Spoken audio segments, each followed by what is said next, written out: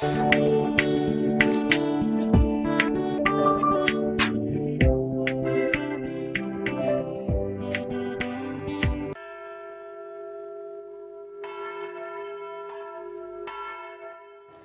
redoutable, jamais vu en Afrique, messager rapide, vigoureux, qui se distingue par sa grandeur d'âme exceptionnelle et par son dévouement total, tel que la Bible déclare dans Isaïe, chapitre 18.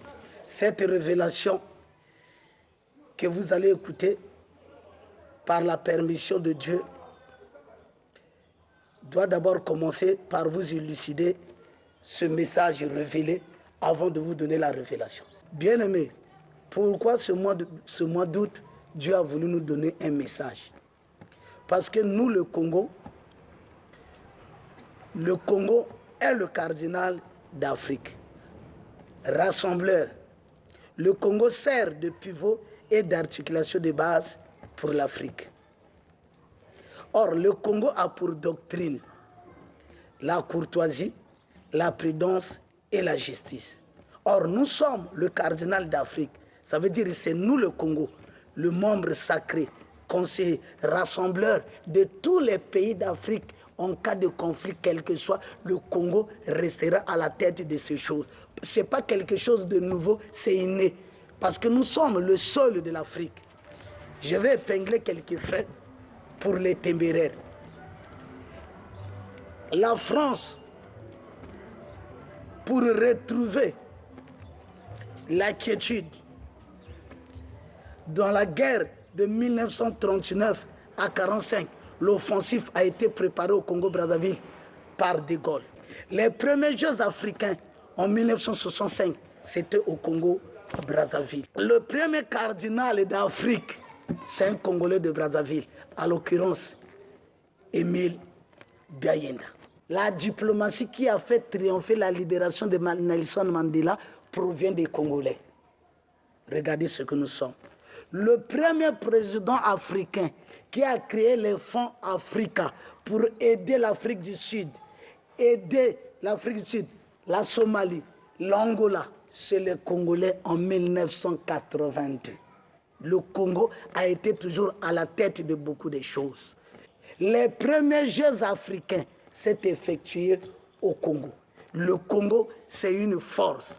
Or, le Congo sert de pivot et d'articulation de base pour l'Afrique. L'Afrique, pour se développer, le Congo doit d'abord récupérer sa place de combinatoire. En cela, l'Afrique va se développer parce que le Congo fut le premier pays qui était à la tête de tous les pays de la F. C'était le Congo. Peuple congolais, peuple de Dieu. En cela, je tiens à dire aux Congolais, le mois d'août, à partir du 13, 14, 15, c'est un mois événementiel. Peuple congolais, peuple saint, peuple vigoureux. La force d'un pays, c'est le peuple. La valeur d'un peuple, c'est l'économie. La marche de l'économie, c'est le travail. La protection du travail, c'est la justice. La bonne marche des institutions, entreprises, marchés, c'est la quiétude dans le pays. La valeur cardinale du développement d'un pays, c'est les autorités qui ne vivent pas de leurs droits, mais plutôt de leurs devoirs. C'est ce qui m'a permis de recevoir ce message, cette révélation que Dieu a voulu léguer à ce beau pays, le Congo-Brazzaville. Nous sommes le Congo, et le Congo c'est nous. On n'est pas Congolais en Afrique parce que nous vivons au Congo, mais on est Congolais en Afrique parce que le Congo demeure dans nos entrailles. Les 60 ans d'indépendance de la République du Congo symbolisent la maturité, la sagesse et la retraite. Or, tout cela nous fait marcher dans l'âge de la raison, tel que la Bible l'a dit dans 2 Chroniques 21 au verset 7. Le mal que Dieu avait promis, que Dieu avait voulu laisser se faire dans ce pays, Dieu s'est tenu volontaire d'annuler, de détruire le mal et tous les fantômes qui avaient tendance de détruire notre nation. Peuple congolais, que dit le Seigneur pour ces 60 ans. Parce que 60 égale maturité, sagesse, retraite, qui nous donne la raison. 2020, selon la révélation spirituelle, 2020, c'est l'année du commandement. Or, ce mois de août, le mois de août, c'est le mois de positionnement. Donc, nous, les Congolais, on ne pourra aucun jour rater ce mois de août, qui est le mois de positionnement. Dieu nous dit ceci. À partir du 13 août 2020, tous les Congolais, commençons par l'Église Corps de Christ et les natifs de ce pays, Dieu nous exige ceci. Le 13 août, on doit demander pardon à Dieu pour toute malhonnêteté commise par nous-mêmes qui sommes natifs de ce pays.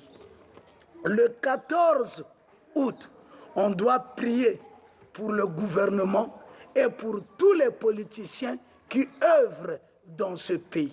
Et le 15 août, on va demander la protection de Dieu afin qu'il puisse sauver notre beau pays, le Congo. Parce que ce pays nous est cher. On doit la prévenir de tout mal et de tout danger. Que dit la Bible, peuple saint?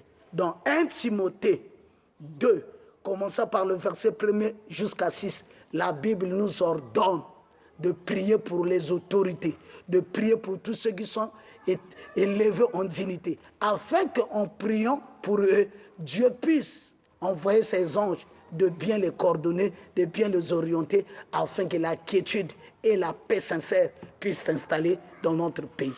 Peuple chrétien, peuple congolais, ce message nous est utile, que chacun de nous, le 13, puisse demander pardon à Dieu. Ceux qui prient puissent aller dans des églises et demander pardon à Dieu pour tout le mal que nous avons su commettre dans ce pays. Ceux qui ne prient pas vont le faire par rapport à les interappartenances, parce que chacun de nous a son appartenance.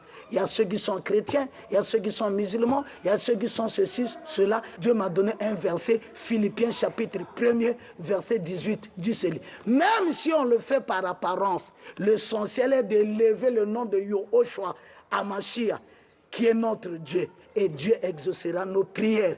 Et les choses vont bien se dérouler et les choses pourront bien marcher dans ce pays.